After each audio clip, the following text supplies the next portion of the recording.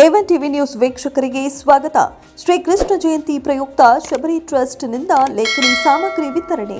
ಚಿಂತಾಮಣಿ ತಾಲೂಕಿನ ಕೊನ್ಲಗಾನಹಳ್ಳಿ ಗ್ರಾಮದ ಸರ್ಕಾರಿ ಹಿರಿಯ ಪ್ರಾಥಮಿಕ ಶಾಲೆಯ ವಿದ್ಯಾರ್ಥಿಗಳಿಗೆ ಲೇಖನ ಸಾಮಗ್ರಿಗಳ ವಿತರಣಾ ಕಾರ್ಯಕ್ರಮವನ್ನು ಶಬರಿ ಜನಸೇವಾ ಟ್ರಸ್ಟ್ ವತಿಯಿಂದ ಆಯೋಜಿಸಲಾಗಿತ್ತು.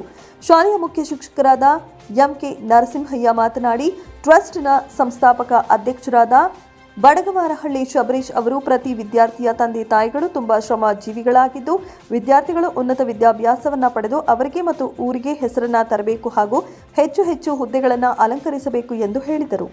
ಪ್ರತಿಯೊಂದು ಮನೆಯ ಬೆಳಕು ವಿದ್ಯೆ. ಈ ವಿದ್ಯೆಯಿಂದ ಮಾತ್ರ ಸಮಾಜದಲ್ಲಿ ಉನ್ನತ ಸ್ಥಾನಕ್ಕೆ ಏರಲು ಸಾಧ್ಯ ಎಂದು ಮನದಟ್ಟು ಮಾಡಿದರು.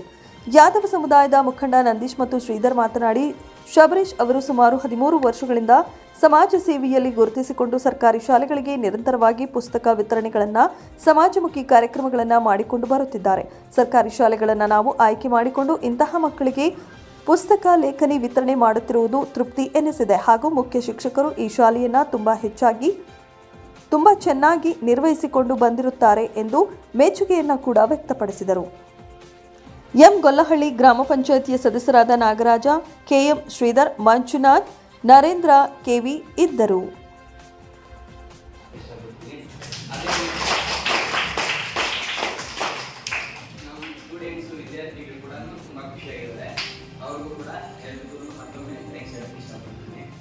ನಾವು ಇವತ್ತು ಏನು ಬುಕ್ ನೋಟ್ ನಿಂದ ಶುರು ಮಾಡಿದ್ದೀವಿ ಇದೊಂದು ಕಾರ್ಯಕ್ರಮ. ಮುಂದಿನ ದಿನಗಳಲ್ಲಿ ಇನ್ನೂ ಹೆಚ್ಚಿಗೆ ನಾವು ಇಂಥ ಕಾರ್ಯಕ್ರಮಗಳನ್ನು ಮಾಡೋಕ್ಕೆ ನಿಮ್ಮೆಲ್ಲರ ಸಹಕಾರ, ನಮ್ಮ ಶಿಕ್ಷಕರ ಸಹಕಾರ, ಅದೇ ರೀತಿ ನಮ್ಮ ವಿದ್ಯಾರ್ಥಿಗಳು ಕೂಡ ಇದೇ ತರ ಸಹಕಾರ ಐತೆ. ಮುಂದಿನ ಮಾನವೀಯತೆ ಇರತಕ್ಕಂಥದ್ದು ಕೆಲವರು ಅಂತವರಲ್ಲಿ ನಮ್ಮ ನಂದೀಶ್ರವರು ಕೂಡ ಒಬ್ಬರು ಅಂತ ನಾನು ಈ ಸಂದರ್ಭದಲ್ಲಿ ಹೇಳುತ್ತಾ, ಅವರಿಗೆ ಇನ್ನಷ್ಟು ಈ ಒಂದು ಪ್ರಕೃತಿ ಮಾತೆ ಭಗವಂತ ಸಹಕರಿಸಲಿ ಅಂತ ನಾನು ಅವರ ಆಶಯಗಳು ಮತ್ತಷ್ಟು ಎಲ್ಲ ಕಡೆ ಪಸರಿಸಲಿ ಅಂತ ಈ ಸಂದರ್ಭದಲ್ಲಿ ಆಶಿಸುತ್ತೇನೆ. ಹಾಗೆ ಈ ಒಂದು ಕೆಲಸಕ್ಕೆ ನಾನು ಕೂಡ ಸ್ಫೂರ್ತಿಯಾಗಿ ಇದ್ದೀನಿ ಅಂತ ಇವರ ಜೊತೆ ನಿಂತಿರುವಂತಹ ಅಂಬರೀಶ್ ಅವರು ಈ ಒಂದು ಶಬರೀಶ್ ಅವರು ಈ ಒಂದು ಕಾರ್ಯಕ್ರಮದಲ್ಲಿ 2 ನುಡಿಗಳನ್ನು ನುಡಿಯಬೇಕಾಗಿ ಕೋರ್ಕೊಳ್ಳುತ್ತೇನೆ. ವೇದಿಕೆಯಲ್ಲಿರುವಂತಹ ಶ್ರೀಧರ್ ಅವರೇ ಹಾಗೂ ನಂದೀಶ್ ಅವರೇ, ಮುಖ್ಯೋಪಾಧ್ಯಾಯರೇ, ಸಿಬ್ಬಂದಿ ವರ್ಗದವರೇ, ಮಕ್ಕಳೇ ನೋಡಿ, ನೀವು ನಿಮ್ಮ ಅಪ್ಪ ನಿಮ್ಮಮ್ಮ ಇಲ್ಲಿ ಕೆಲಸಕ್ಕೆ ಎಷ್ಟೇ ಜನ ಹೋಗ್ತಾರೆ? ಗಾಡಿ ಕೆಲಸಕ್ಕೆ ಮತ್ತೆ ಬೇರೆ ಬೇರೆ ಕೆಲಸಕ್ಕೆ ಹೋಗ್ತಾರಲ್ಲ, ಆಪ್ಷನ್ ಯಾರು ಇಲ್ವಾ? ಗೌರ್ಮೆಂಟ್ ಕೆಲಸದವ್ರು ಯಾರಿದೆ? ನಿಮ್ಮ ಅಪ್ಪ ಅಮ್ಮ ಯಾರಿಲ್ಲ ತಾನೆ? ಅದಕ್ಕೆ ನೀವೇನ್ ಮಾಡ್ಬೇಕು ಹೇಳೋ? ಚೆನ್ನಾಗಿ ಓದಬೇಕು. ನಮ್ಮ ಬಡ ಕುಟುಂಬದಿಂದ ಬಂದವರು ನಮ್ಗೆ ಈ ವಿದ್ಯೆನೇ ಒಂದು ಅಸ್ತ್ರ, ಹೌದಲ್ಲ?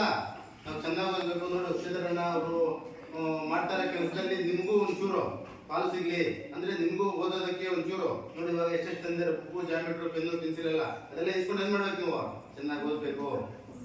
ನಾನು ಸುಮಾರು ಅಂದ್ರೆ 13 ವರ್ಷದಿಂದ ಒಂದು 35 ಆಶ್ರಮ ಉಚಿತವಾಗಿ ಮಾಡ್ತಾ ಇದ್ದೀನಿ. ಅನ್ನೋದಾಗ್ಲಿ, ನಿರ್ಗತಿರಿಗೆ ಊಟ ಕೊಡೋದಾಗ್ಲಿ.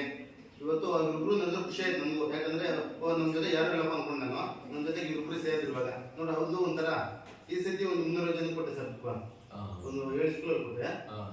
ಎಲ್ಲ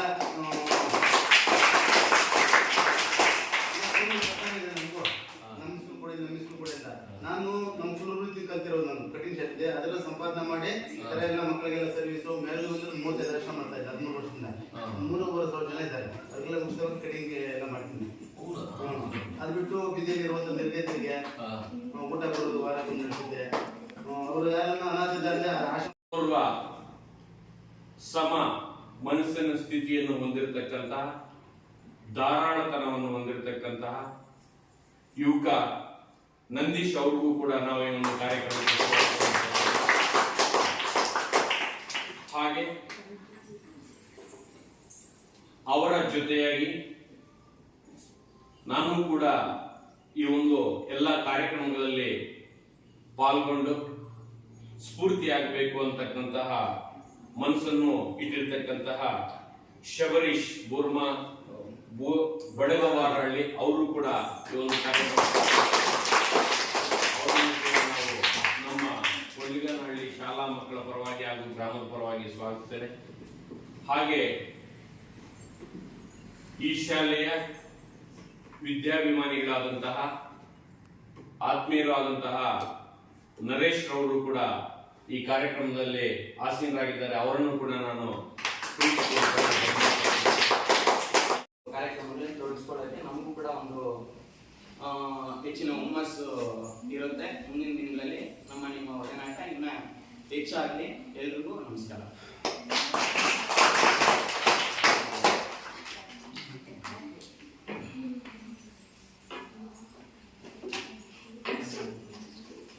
ಯುವ ಚಿಲುಮೆ ಕಾರಂಜಿಯಾಗಿ ಎಲ್ಲ ಕಡೆ ಅವರ ಒಂದು ಏನು ಧ್ಯೇಯೋದ್ದೇಶಗಳಿವೆ,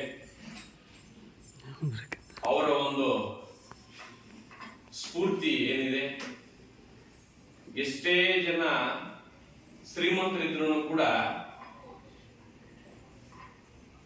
ಹಣಕಾಸಿನಲ್ಲಿ ಶ್ರೀಮಂತರಿರಬಹುದು, ಆಸ್ತಿಯಲ್ಲಿ ಶ್ರೀಮಂತರಿರ್ಬೋದು, ಆದರೆ ಎಲ್ಲಕ್ಕಿಂತ ಮಿಗಿಲಾದದ್ದು ಇನ್ನೊಬ್ಬರಿಗೆ ಸಹಾಯ ಮಾಡತಕ್ಕಂಥ ಸ್ವಾಮಿ ವಿವೇಕಾನಂದರು ಯುವ ಪಡೆಗೆ ಒಂದು ಸ್ಫೂರ್ತಿದಾಯಕ. ಆ ನಿಟ್ಟಿನಲ್ಲಿ ವಿದ್ಯೆಯನ್ನು ತಮ್ಮದಾಗಿಸಿಕೊಂಡಂತಹ ಯುವಕರು ಈ ಸಮಾಜಕ್ಕೆ, ಈ ದೇಶಕ್ಕೆ ಅಳಿಲು ಸೇವೆ ಮಾಡೋದ್ರ ಮುಖಾಂತರ ಇನ್ನೂ ಹೆಚ್ಚಿನ ಸ್ಫೂರ್ತಿ ಆ ಭಗವಂತ ಅವರಿಗೆ ಕರುಣಿಸಲಿ ಅಂತ ಮೊದಲಿಗೆ ನಾನು ಆಶಿಸ್ತಾ, ಶ್ರೀಧರ್ ವೈದ್ಯಕೀಯ ಲ್ಯಾಬ್ ಟೆಕ್ನಿಷಿಯನ್ ಆಗಿ ಕೆಲಸ ಮಾಡ್ತಾ ಇದ್ದಾರೆ ವೃತ್ತಿಯಲ್ಲಿ. ಅವರಿಗೆ ಈ ಒಂದು ಕಾರ್ಯಕ್ರಮಕ್ಕೆ ನಾವು ಪ್ರೀತಿಪೂರ್ವಕವಾಗಿ ಹಾಗೆ ಒಂದು ಕೈಯಿಂದ ಚಪ್ಪಾಳೆ ಆಗಲ್ಲ ಎಂಬತಕ್ಕಂಥ ಒಂದು ಉದ್ದೇಶದಿಂದ